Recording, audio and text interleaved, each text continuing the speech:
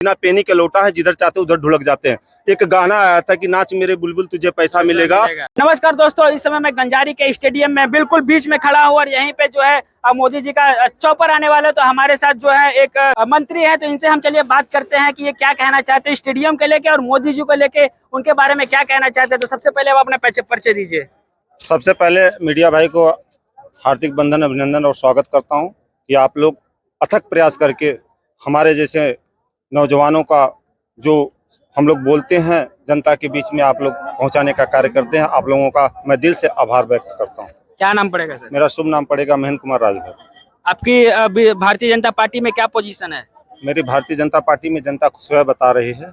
और आपने एक सवाल हमारे चाचा जी से किए हैं कि मोदी जी का क्या कार्य हुआ। मैं कहना चाहता हूं कि मोदी जी ने क्या नहीं किया। शौचालय, 370 धारा, प्रभु श्री रामचंद्र जी का भव्य मंदिर, वृद्धा पेंशन, विधवा पेंशन, शौचालय, आवास, सड़क, बिजली, शिक्षा, इतना कार्य करने के बाद विपक्ष का क्या है? उन लोगों का काम है यही है, विरोध करना। और जो कार्य आप धरातल पे दिखा अभी भी जो महिलाएं हैं वो गैस सिलेंडर को लेके कहती हैं कि गैस सिलेंडर बहुत महंगा है। यही कांग्रेस की जब सरकार थी तो वो उनका क्या नाम था, स्मृति ईरानी चूड़ियां पहन के खनका रही थी। ये जनता का कहना है, तो उसके बारे में क्या कहना चाहिए? गैस जो सिलेंडर इतना महंगा हुआ है। आपने अभी एक त्योहार, हिंदू त्योहार, एक पर्व था रक्षाबंधन का, उसमें महिलाओं का सम्मान बढ़ाया मोदी जी ने और 200 रुपया छूट दिया। उसके बाद सब्सिडी जो जाता है खाते में उसमें भी 200 रुपया छूट दिया। जैसे 1000 रुपया गैस था उसमें 400 रुपया कट गया, कितना बचा? 600 रुपया में गैस आ गया। और आज मजदूरी देखिए, उस समय हम 60 रुपया में मजदूर का काम करते थे, आज कितना है? 400, 450। कांग्रेस सरकार से ही 300, 350 तो आज से 5 साल पहले ही हो गए थी। 60 रुपए तो बहुत पहले, 70 साल पहले की बात बता रहे हैं। 70 साल नहीं मेरे भाई, मैं 95 का बात बता रहा हूँ आपसे। वो क्या है ना, बहुत पहले की बात हो गई ना 60 रुपए। अब उस जमाने की क्यों बात कर रहे हैं? नहीं तो आज देखिए, आप जैसे जिस तरह महंगाई हो रहा है, आप जाते हैं कहीं भी 500 रुपया दिहाड़ी कमा के चले आते हैं, तो उस हिसाब से आपका मजदूरी भी बढ़ा है, न कि केवल गैस। और लोग कहते हैं कि मोदी जी ये नहीं किए, मोदी जी सुविधा। मोदी जी ने क्या किया कि जो बहन माता का आंसू बहता था चूल्हा फूकने में, वो आंसू मोदी जी ने चुरा लिया। आज महिलाओं खुश हैं और 50% आरक्षण महिलाओं को देने की बात चल रही है सदन में। वो आरक्षण, चलिए वो आरक्षण तो आपने लागू कर दिया, लेकिन वो कानून में अभी नहीं आया उसको। और कुछ लोग कह रहे हैं कि 2027 या 2029 में वो पूर्ण रूप से लागू होगा। इसमें क्या विचार है आपके? अब देखिए, सामने 2024 का चुनाव है, ठीक है। मुझे मौका अवसर जब मिलेगा उस कार्य को मैं पूरा करके दिखा दूंगा जनता के बीच में। और मैं कहना चाहता हूं, जैसे सपा बसपा, हम कह रहे 4 बार मुख्यमंत्री थे ना, क्या किए? बनारस को बनारस बना दिए भैया। आप जाके देखिए, काशी कॉरिडोर का जो उद्घाटन किए माननीय नरेंद्र मोदी जी ने, आज जाइए वहां से तो गंगा जी झलकती है सामने से। अब पहले कांवरिया कैसे जाते थे, बेचारा कंधों से कंधों लड़ते थे और जाने का जगह नहीं था। आज गंगा माँ स्वयं दर्शन करती हैं बाबा विश्वनाथ जी का। तो आने वाले दिन में हमें जब अवसर देंगे, इसी तरह अवसर जैसे आज जनता के हुजूम देख रहे हैं, इस तरह जनता हमारे साथ आज जुड़ी है और जुड़ा रहेगा।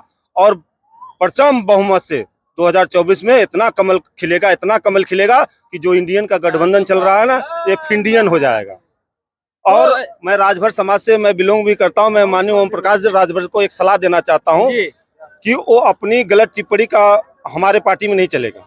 इसलिए कि सामने नतीजा घोषी का चुनाव से मुझे सीख मिला है कि मुझे अच्छे से सम्मान देना चाहिए लोगों का, जनता का। बड़ बोलने से कोई मतलब नहीं मिलता है, तो उनको अपने शैली सीधा करके। तो फिर राजभर जी कहते हैं कि यादवों की बुद्धि 12 बजे खुलती है। मैं कह रहा हूं, मैं वही बात मैं कहना चाह रहा हूँ। तो ऐसी टिप्पणी से क्या भाजपा चलेगी आगे? हमारे कहने का मतलब यह है कि बुद्धि किसी का कभी खुले, उससे क्या मुझे लेना देना है। मेरा बुद्धि तो बराबर खुला रहे। मैं तो ईश्वर से ये मानता हूँ, प्रार्थना करता हूँ कि मेरी स्वतः बुद्धि ईश्वर कामयाब करे, हर जगह खुले रहे, कि सम्मान मैं सबको बरकरार देता रहूं। और भारतीय जनता पार्टी आज 80 सीट लोकसभा के चुनाव में, मैं दावा जैसे ओम प्रकाश राजभर ने फर्जी दावा करते हैं और जिधर बिना पेनी के लौटा है, जिधर चाहते उधर ढुलक जाते हैं।